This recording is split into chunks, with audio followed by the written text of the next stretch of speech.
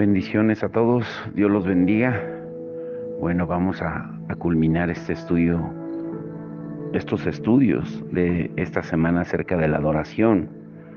Y hoy está muy interesante, también tomando en cuenta algunos puntos que faltaron ayer acerca de Ana.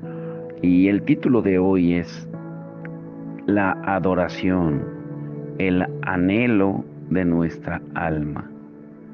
Si te preguntara a ti directamente hoy, ¿cuál es tu anhelo en este momento? ¿Qué responderías? La adoración no tiene que ser parte de la vida del cristiano, tiene que ser la vida del cristiano. Lo diré de nuevo. La adoración no tiene que ser parte de la vida del cristiano, tiene que ser la vida del cristiano. Porque es nuestro destino eterno, como lo dice en Apocalipsis 7, del 9 al 12, cuando Juan tuvo la visión. Nuestro destino será adorar por la eternidad. Isaías 26, 8 al 9 dice: Oh Señor, tu nombre y tu memoria son el anhelo del alma. En la noche te desea mi alma. El deseo profundo de nuestra vida tiene que ser la presencia del Señor. De lo contrario, nada tiene sentido. Ahora, volviendo a la historia de Ana. Ana anhelaba siempre estar con el Señor. Ella buscó a Dios en el día de la tribulación, cuando Dios aparentemente no la escuchaba, y siguió buscando a Dios cuando le concedió su deseo más profundo, el de tener un hijo. Ana podía haberse quedado con su hijo Samuel, y era un regalo de Dios, pero ella lo dejó al Señor, porque había pasado toda su vida en la presencia de Dios. Y no necesitaba a su hijo para tener significado como persona. Para ella, Dios lo era todo, antes y después. Si nuestro deseo y nuestra dirección no es Dios mismo, todo es una hipocresía, una forma disimulada de legalismo religioso. Y el legalismo nos hace ciegos, nos aleja de la presencia de Dios. Por eso en la palabra encontramos en Isaías 1, del 11 al 13, harto estoy, dice Dios, de nuestro sacrificio. No traigas más vuestras vanas ofrendas, no tolero la iniquidad y asamblea solemne. Nos amparamos muchas veces bajo las tradiciones y el hacer lo que siempre hemos hecho y olvidamos lo que Dios espera de nosotros. Creemos que convivir, obedeciendo fríamente y sin corazón, todo va a seguir bien. Y olvidamos que es posible ir a la iglesia, cantar, trabajar e incluso leer la Biblia todos los días, pero sin escuchar la voz de Dios. Como dice Juan 5:37 al 40. Moisés y otros siervos de Dios, como también dice Deuteronomio 9:25. Moisés podía pasar 40 días y 40 noches delante del Señor. ¿Y nosotros? ¿Cuál es el anhelo de nuestra alma?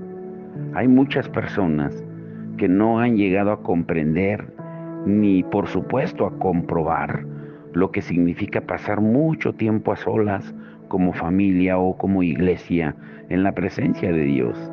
A veces escuchamos argumentos como: no, es que no está bien repetir una canción, no, es que el tiempo de la alabanza y la adoración no debe ser muy largo. No, es que después de todo lo que se está haciendo es una transformación psicológica de la gente al repetir la música y muchas cosas parecidas. Y quienes dicen eso no solo no han entendido el Evangelio, sino que en su propia vida no comprenden lo que es estar un tiempo con la persona a la que uno ama. Afortunadamente, en la Biblia no encontramos ninguna base para esas afirmaciones, sino todo lo contrario. En el libro de Apocalipsis aparecen coros que se repiten día y noche, como santo, santo, santo es el Señor. Y no se nos dice que esa repetición continuada sea un problema psicológico para nadie. Al contrario, los cielos disfrutan con la alabanza. Se podría argumentar que el Señor Jesús habló en contra de las vanas repeticiones, pero él mismo argumentó y nos explica la razón. Vanas repeticiones. Cuando repetimos algo sin sentido o esperando que Dios nos escuche mejor por repetirlo, pues estamos cayendo en vanidades. Pero cuando repetimos algo porque nuestro corazón quiere glorificar a Dios con lo que hacemos, no hay bíblicamente ninguna razón para no hacerlo. Por otra parte, ¿tú te cansarías de escucharles decir a tu mujer, tu marido o tus hijos que te aman? ¿Encontrarías aburrido que hicieran canciones para ti y disfrutaran estando contigo? Pero me temo que muchos tendrán que hacer un fuerte proceso de reciclaje durante los primeros 10 minutos que pasen en el cielo. Todos los que han defendido la monotonía y las formas por encima de todo, se encontrarán con toda una explosión de alabanza, de belleza y gozo delante de la presencia de Dios. Y quizá se darán cuenta entonces del tiempo que han perdido en esta tierra, tiempo que hubiese sido inmensamente feliz, o hubieran sido inmensamente felices en la compañía del Creador. ¿Tú te cansarías de escucharle, te vuelvo a repetir, decir a tu mujer, tu marido o tus hijos que te aman? Parte de los problemas comienzan por no comprender lo que significa una relación con el Señor, ni cómo quiere Él que le adoremos. De tal manera que en muchas ocasiones la adoración puede llegar a ser un fin en sí mismo. Estar con Dios es un fin en sí mismo. Estar con Él sin necesitar nada más, sin pedir nada más. A veces queremos encontrar razones para disfrutar y en la búsqueda no solo nos frustramos, sino que perdemos el gozo. Cuando ves un paisaje bonito, cuando juegas con tus niños o cuando hablas con tu mujer, estás siendo feliz sin preguntarte cuál es el fin de esa belleza, ese juego o esa conversación. Cuando adoramos a Dios, no necesitamos preguntar las razones, sencillamente hemos sido creados para eso. Dios nos hizo así, nos creó con sentimientos para que los dejemos salir al exterior y mucho más en nuestra relación con Él. Necesitamos poner todas nuestras emociones delante del Creador y adorarlo con todo lo que somos. Decir que puede ser peligroso verse influido psicológicamente por las propias emociones y entusiasmarse demasiado con nuestro Salvador es lo mismo que intentar explicar que es malo amar mucho a la familia, o lo que es peor en este caso, que no se debe amar mucho a Dios.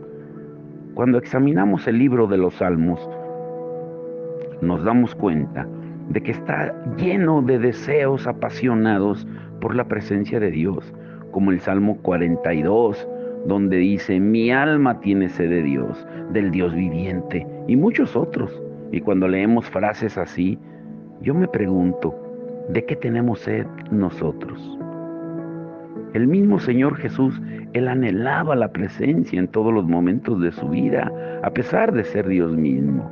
Incluso dice Marcos 1:35 que se levantaba muy temprano, siendo muy oscuro, para estar con el Padre, porque ese era su anhelo. El anhelo profundo del alma del creyente también tiene que ser la presencia de Dios.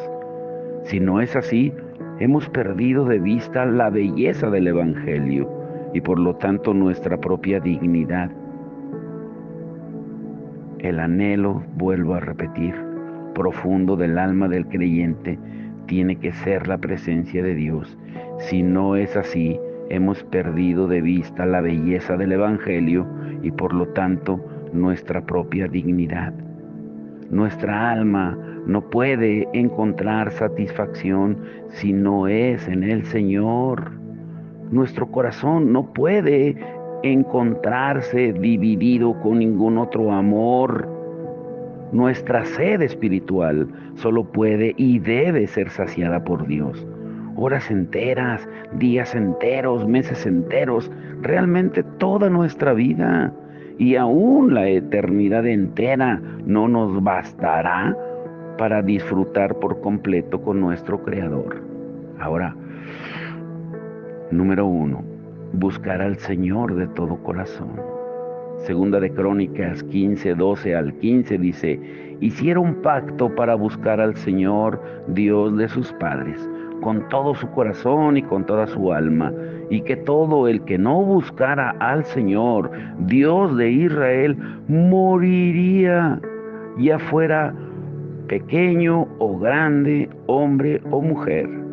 Y todo Judá se alegró en cuanto al juramento, porque habían jurado de todo corazón y le habían buscado sinceramente, y él se dejó encontrar por ellos. Dios entra en nuestra vida y no se va jamás. Lo que ocurre es que a veces nosotros lo perdemos de vista. Cuando ponemos nuestra mirada en otras cosas, nuestro corazón se divide y Dios pasa a tener un segundo plano en nuestra vida.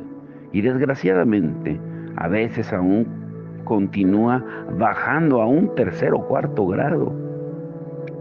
Ahora, podemos reconocer que a veces es casi el último lugar en nuestra vida. Necesitamos buscar al Señor como una actitud de vida. Además, es la actitud de vida la que le debemos a Él, porque cuando buscamos al Señor, Él se deja encontrar. Ese es el deseo más profundo de su alma. Todo el plan de la redención fue ideado por el corazón de Dios, con el fin de encontrar una relación eterna con nuestro corazón. No porque Dios lo necesite, sino porque nosotros lo necesitamos. Y esa necesidad no muere jamás. Al contrario, crece cada día. Y nuestro corazón solo obtiene satisfacción en el proceso de buscar y encontrar al Creador. Nuestra alma solo descansa cara a cara con el Maestro. Nuestro espíritu solo puede ser renovado cuando es moldeado por el Espíritu de Dios. ¿Recuerdas a Ana el día de ayer? Aunque Ana vivía angustiada y lloraba amargamente, cada mañana se levantaba temprano para buscar al Señor y adorarle en 1 de Samuel 1:19. Número 2, debemos poner el alma en lo que hacemos. Josué 23:11 dice: tened sumo cuidado por vuestra vida, de amor al Señor vuestro Dios. A veces cuidamos muchas cosas, pero no nos ocupamos de lo esencial. Amar a nuestro Dios y hacerlo con todo el alma. Trabajamos, servimos, estudiamos, creemos que nuestra relación con Dios va bien y mientras estamos cayendo en tres grandes peligros. Escúchalo bien. El primero que hacemos cualquier cosa cuando estamos en la presencia de Dios sin preocuparnos de lo que Él dice ni de sus deseos. Creemos que nuestra manera de hacer las cosas es la correcta, sin importarnos la opinión de Dios. El segundo, que adoramos con el corazón frío e insensible, como si lo que estuviésemos haciendo no tuviera trascendencia alguna. Y así matamos la relación con quien más hizo por nosotros. Y el tercero, que llegamos a la presencia de Dios como si estuviéramos en cualquier otro lugar. Y de hecho, muchas veces estamos con nuestro espíritu en muchos otros lugares, en lugar de concentrar nuestra mente y nuestra alma en el Creador. Y yo diría un cuarto, cuando ni nos preocupamos por llegar temprano al servicio, cuando lo primero que le podemos ofrecer y dar es alabanza y adoración. Por eso los servicios empiezan con alabanza y adoración. Primero debemos darle lo que Él merece. Pero pocas cosas hay más pecaminosas que venir a la presencia de Dios de una manera desalmada, sin alma. Y no olviden que no son palabras nuestras, es Dios mismo quien dice: este pueblo de labios me honra, pero su corazón está lejos de mí. Quien no sabe clamar con su alma, no ha aprendido a orar ni a adorar. Si queremos que nuestra adoración sea verdadera, debemos llevar a la presencia del Señor todas nuestras emociones. Y estas emociones deben ser auténticas. Pretender adorar a Dios sin mostrar todo lo que somos es solo engañarnos a nosotros mismos. Querer venir a la presencia de Dios de una manera fría, calculada e insensible es abominable delante de Él. Todo aquel que no ha estado en la presencia de Dios con el alma rota, derramando lágrimas delante del Creador o sintiendo la feliz alegría de su rostro satisfecho, jamás ha descubierto la más profunda belleza del Evangelio. Y lo que es más triste, no ha aprendido a poner su corazón cerca del corazón de Dios. Número 3, derramar como agua nuestro corazón. El Salmo 62, verso 8 dice: confíen en Él en todo tiempo, oh pueblo, derramad vuestro corazón. Todos conocemos la historia de Marta y de María en Lucas 10, del 38 al 42. Y seguro que muchos incluso hemos predicado sobre las enseñanzas de este pasaje. La pobre Marta siempre trabajando, y gracias a Dios que todavía hay Martas en su obra.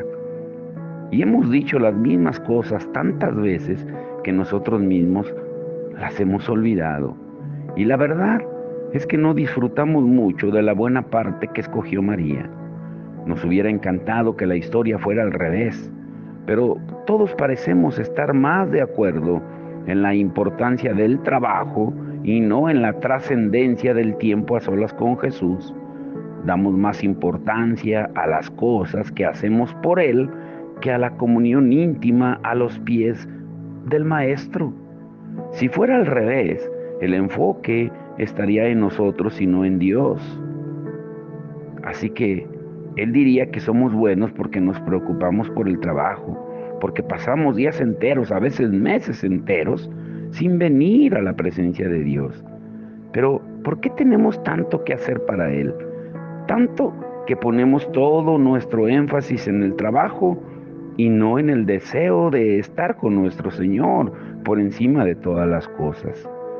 El secreto en la presencia de Dios no es el trabajo, sino el descanso. Escúchalo bien.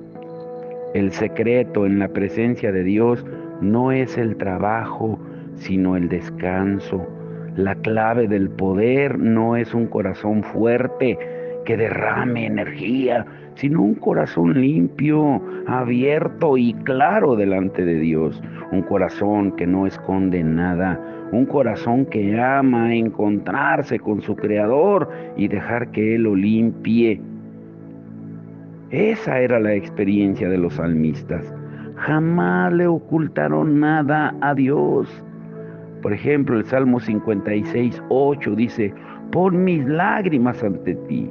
Los más profundos sentimientos son expresados por los salmistas, inspirados por Dios. No ocultan nada a su Señor. Le hablan de sus sentimientos, de sus deseos, de sus frustraciones, de las injusticias a los que son sometidos. Hablan incluso de sus deseos de venganza, como el Salmo 137, léanlo. Y Dios acepta su adoración porque a Dios le agrada que descubramos nuestro corazón delante de Él.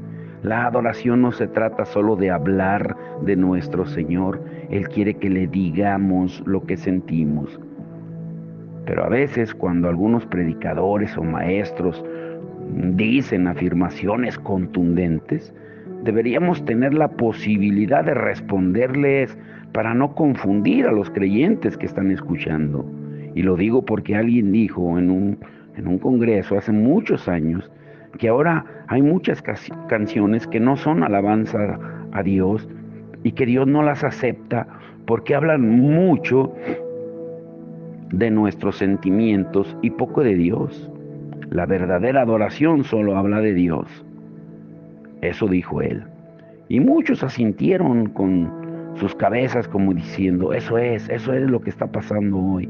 Pero el problema es que esa frase fue dicha en el desconocimiento más radical de la palabra de Dios. Si quitáramos de la Biblia todas las canciones que hablan de sentimientos y situaciones del que las escribe, nos quedaríamos sin prácticamente todo el libro de los Salmos, porque la mayoría de las canciones del Antiguo Testamento y muchas otras palabras del Señor Jesús y los apóstoles lo dicen. Ahora, ese era el secreto de Ana.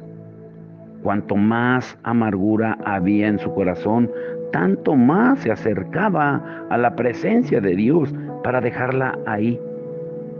Incluso la madurez espiritual que había adquirido en su contacto diario con Dios era de tal manera que fue capaz de responder con una inocencia exquisita cuando Elí la acusó fuera de sí, que estaba borracha, en 1 Samuel 1, 15 al 16. Los que viven cerca de Dios siempre tienen su corazón limpio. La conclusión es obvia. Si nuestro corazón no se abre y se estremece al contacto con el Rey de Reyes, pues solo estamos diciendo palabras, solo estamos jugando a ser religiosos. Y la religión y el trabajo viven siempre necesitados el uno del otro, porque el orgullo está o es la motivación principal en ambos. Número 4. Entusiasmarnos en sus caminos. Ana estaba tan involucrada en los caminos de Dios que cuando recibió la promesa de que su oración sería respondida por la palabra de Elí, reaccionó con alegría. No siguió triste y volvió a su vida diaria sin ninguna amargura. Estaba tan entusiasmada con el Señor que aceptó y creyó la respuesta del Señor aún antes de quedar embarazada. Y Dios nos presenta en su palabra muchas personas que supieron vivir cerca de Él. En 2 de Crónicas 17:6 dice, su corazón se entusiasmó en los caminos del Señor. Si estuviéramos hablando en términos deportivos, diríamos que Josafat es uno de nuestros jugadores preferidos. No fue el mejor, esta escritura habla de él. Y quizá tampoco fue el que más influyó en la historia. Puede que muchos ni le recuerden, pero quedó escrita para la eternidad una cualidad impresionante, su entusiasmo por el Señor. Y ese es el mejor recuerdo que alguien podría tener de nosotros. Escucha, algo anda mal cuando el entusiasmo es válido en cualquier situación, menos en la vida cristiana. A veces ponemos la disculpa de nuestra cultura. No, es que nosotros no nos emocionamos porque, bueno, es que están adorando con las emociones y nosotros tenemos la doctrina correcta y culturalmente somos muy serios. O hay que tener un cierto orden, porque eso de danzar con el Señor, de aplaudir y de mostrar el gozo, pues es emoción. Además, a mí personalmente no me parece digno que la gente haga ciertas cosas. No, es que la adoración tiene que ser seria y solemne. Uy, y llenamos de argumentos para no mostrar nuestras emociones, para no entusiasmarnos delante de Dios, mucho menos aplaudir. Hemos visto a las mismas personas que nos han dado estas razones para su falta de entusiasmo en la presencia de Dios, saltar y gritar viendo en un partido de fútbol a su equipo preferido, aplaudir, rabiar ante un deportista o después de las palabras de un político entusiasmarse y casi llorar delante de un desfile militar. Uy, ahí sí se emocionan. emocionarse con un juego e incluso reír a carcajadas abiertas con un chiste, incluso un chiste aunque fuera subido de tono, eso sí es válido. Pero no debemos de profundizar en alegrías fabricadas por un poco, por un poco de entusiasmo o algo. Todo, todo hay en la vida, en la viña del Señor, como tantas veces decimos. Y a veces parecemos catadores, enjuiciadores, críticos de la adoración. Algo anda mal cuando la emoción solo es válida en cualquier situación de la vida, menos en la relación con Dios. Recuerda la definición de adoración como un enorgullecimiento entusiasta hacia todo lo que Dios es y hace. ¿Por qué pasamos por alto lo que Dios dice y enseña? Es normal que nos entusiasmemos en muchas situaciones diferentes y no en la presencia de Dios. Es incluso decente que quienes viven alegres en el calor de un poco de alcohol, aún llamándose cristianos, pongan cara de muertos cada vez que están en la iglesia. ¿Cuál es la razón por la que defendemos nuestras formas hasta la muerte mientras ignoramos lo que Dios espera de nosotros? Algo anda mal cuando la emoción es válida en cualquier situación de la vida, menos en la relación con Dios. El concepto de deleite es crucialmente importante en la relación con Dios. Isaías 55:2 dice, se deleitará nuestra alma en abundancia. Y no es un texto tomado al azar. Deberíamos recordar que no existe ninguna otra cualidad o emoción que se una más a la relación personal con Dios en toda la Biblia que el gozo y la alegría. Un cristiano que no disfruta de su relación con Dios, pues no entiende el Evangelio. Si tenemos dos caras, una jovial, alegre, incluso divertida para la vida, y otra triste, seria y desencajada para la iglesia, ¿no estamos siendo hipócritas? ¿Saben cómo vivieron los primeros cristianos en Roma? Ellos vivieron en las catacumbas, en las que los cristianos, ellos mismos, se encontraban cuando eran perseguidos y que también utilizaban para enterrar los cuerpos de los que morían en el Señor. Y aún se conservan, dicen, según los estudios, que hay más de 70 kilómetros bajo tierra en Roma de las catacumbas. Nada de oro, plata, piedras preciosas, ni ningún tipo de adorno hay en las tumbas. Nada que ver con un cementerio normal de hoy en día. Los primeros cristianos, ellos vivieron disfrutando del amor y de la compañía de Dios. Incluso en los momentos más difíciles, disfrutaban del amor y la compañía unos con otros sin preocuparse de nada material. Por eso lo podemos resumir en dos versículos, Hechos 2, 46 y 47, la vida de la iglesia. Pero la gran sorpresa fue comprobar que hay miles de inscripciones, señales y dibujos que los cristianos dejaron en las paredes, pero no hay ni una sola cruz. Solo se encuentran símbolos de vida, la paloma, el pez, el pan, tumbas vacías. Y no quiere decir que no amaran la cruz de Cristo, no. Lo que nos estaban enseñando es que para los primeros cristianos la vida era lo más importante. Sabían que el Señor había muerto en una cruz, pero sabían también que habían resucitado.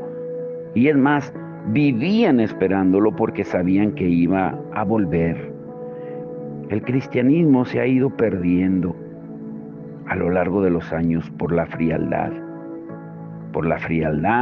de la propia Roma. Surgieron ideas religiosas, penitencias, peregrinaciones y ritos que mataron la vida de la que disfrutaron los seguidores de Cristo de los primeros siglos.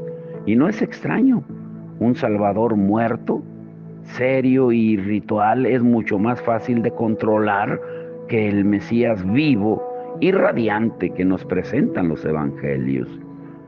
Una calculada y exclusivamente mental relación con Dios nos mete en mucho menos problemas en nuestra vida porque queremos que siga siendo nuestra. Y es más fácil fabricarse ídolos a nuestra manera y controlarlos que tener una entusiasmada relación con todo nuestro ser, con nuestro corazón, mente, cuerpo y fuerza, con el autor de la vida. Y puede que hasta hayamos dejado que nuestras ideas y conceptos cieguen los ojos de nuestro corazón y nuestro entendimiento al leer la Biblia y ver cómo Dios nos habla y se emociona con nosotros, mientras nosotros le devolvemos toda nuestra seriedad y frialdad religiosa, calculada, medida y controlada. El entusiasmo, la alegría, el gozo y la fiesta son imprescindibles en la presencia de Dios, tanto que cuando leemos la Biblia resulta imposible comprender de dónde han salido nuestras frías reuniones. La Biblia nos enseña a tener fiesta de celebración delante del Señor. Deuteronomio 27:7, Isaías 12:6. Nos invita a celebrar el día del Señor en Éxodo 31:16 y nos recuerda que por no celebrar las fiestas establecidas por el Señor, el pueblo fue llevado cautivo a Babilonia. La fiesta de las trompetas en Números 29:1 y muchos más versículos, porque había sido instituido por Dios para que el pueblo se reuniera a adorar y a celebrar, y no deberían realizar ningún tipo de trabajo, y el pueblo sacrificaba algo de valor delante de Dios. La fiesta era continua en la presencia de Dios. La Biblia enseña que la alabanza trae alegría.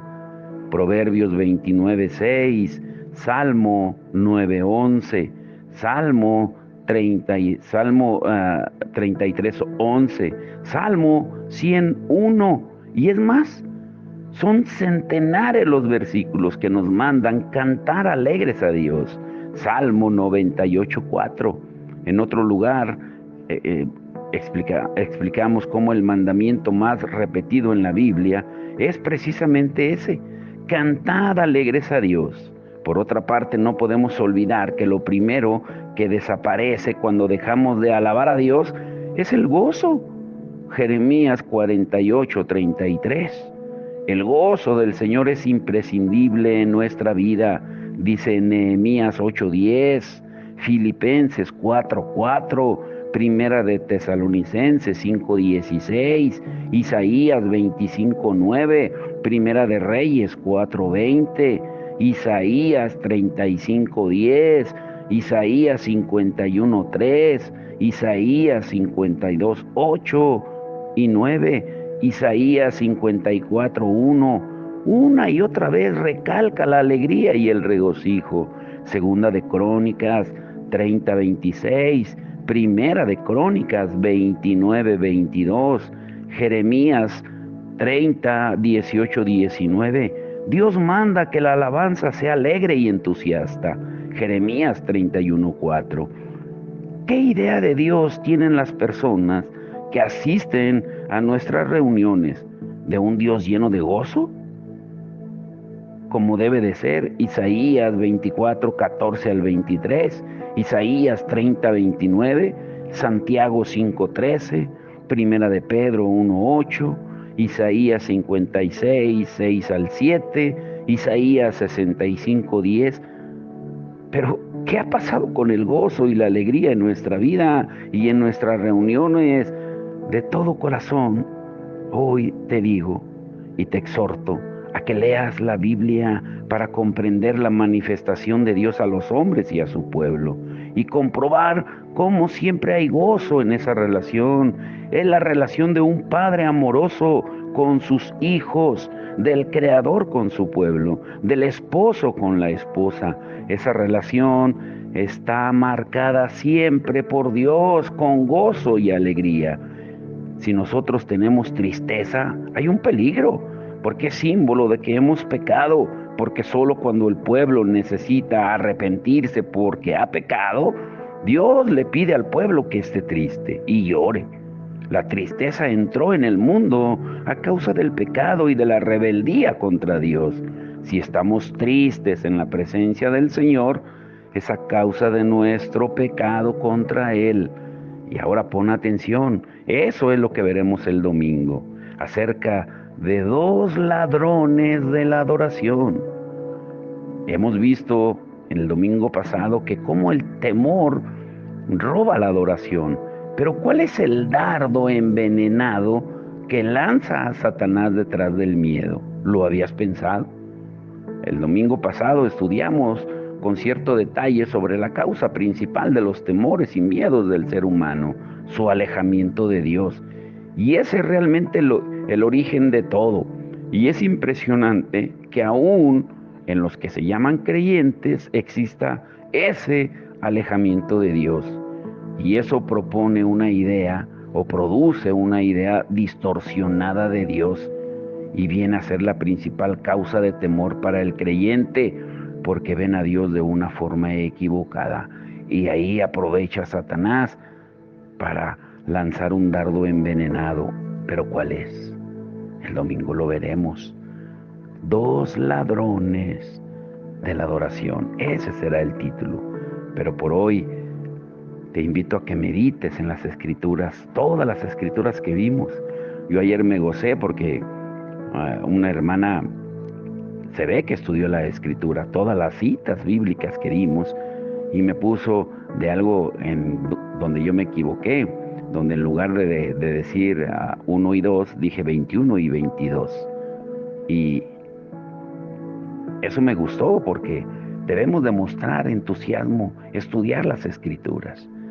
Debemos anhelar como los de Berea, estudiar lo que se nos dice para comprobar si es verdad o no. Hoy haz lo mismo, estudien las escrituras, porque dijo Jesucristo, ellas dan testimonio de mí. Pero hoy, como el título lo dice, que la adoración sea el anhelo de nuestra alma. Padre, en el nombre de Jesús te damos gracias por tu amor y tu misericordia. Gracias por esta semana intensa de enseñanza. Gracias por desmenuzarnos la palabra a través de tu Espíritu Santo para darnos revelación y entendimiento. Yo lo veo así en una forma figurada, como si el Espíritu Santo estuviera desmenuzando un manjar delicioso y nos lo estuviera dando diariamente para disfrutar de ese maná delicioso de tu palabra, Señor. Yo te doy gracias por cada hermano y hermana que se están esforzando, Señor, en seguir adelante, en volver al propósito por el cual fuimos creados. Y como hablábamos hoy, Señor, que ese sea el anhelo de nuestra alma, de cada uno de nosotros. Que te pongamos en el lugar en el que tú mereces, el primero, y no en el segundo, ni el tercero, ni el último. Que dejemos todo lo que estemos haciendo para reunirnos, como veíamos que los primeros cristianos se reunían, aún a pesar de que les costara la vida, de persecuciones y muertes. Pero ellos se reunían a pesar de todo, porque te amaban y no importaba si perdían la vida, porque ellos entendían claramente que para ellos el vivir era Cristo y el morir era ganancia. Que así podamos entenderlo cada uno de nosotros, Señor, y que hoy sea un día diferente en cada hermano y hermana. Que esa tristeza que han tenido como un manto triste, melancólico, pesado, que hoy, Señor, tú lo quites y que cambie su lamento en baile, en gozo, Señor, como dice tu palabra. Te damos todo el honor y la gloria, Señor, y de antemano te damos gracias por el domingo, este domingo, Señor, que comienza lo que llamamos, bueno, prácticamente comienza desde hoy en las tradiciones, pero el domingo, cuando tú hiciste tu entrada triunfal, Señor, cuando los niños te aclamaban y te adoraban, es el inicio de lo que conocemos como la Semana Santa. que reflexionemos y meditemos en todo lo que tú haces, todo lo que tú harás en cada uno de nosotros, y que sea, Señor, una semana de profunda enseñanza acerca de lo principal que vamos a hacer por la eternidad: adorarte. Te rogamos por cada hermano y hermana que quites todo obstáculo en los servicios donde se vayan a reunir, no solo en Creo en Ti, sino en todas las iglesias alrededor del mundo, Señor, donde se escuche tu palabra, que lo hagamos como lo vimos hoy, con toda nuestra alma. Por eso Jesús lo dijo claramente: cómo debemos de amar y de adorar, con toda nuestra mente, con todo nuestro corazón, con toda nuestra alma, con todas nuestras fuerzas, con todo nuestro ser. El denominador común es todo, no solo una parte. Y queremos hacerlo así, Señor, mientras estemos en esta tierra, para cuando lleguemos a tu presencia nos gocemos. Por eso tú buscas adoradores, porque es lo que haremos por la eternidad. Te damos todo el honor y la gloria en el nombre de Jesús. Amén y amén.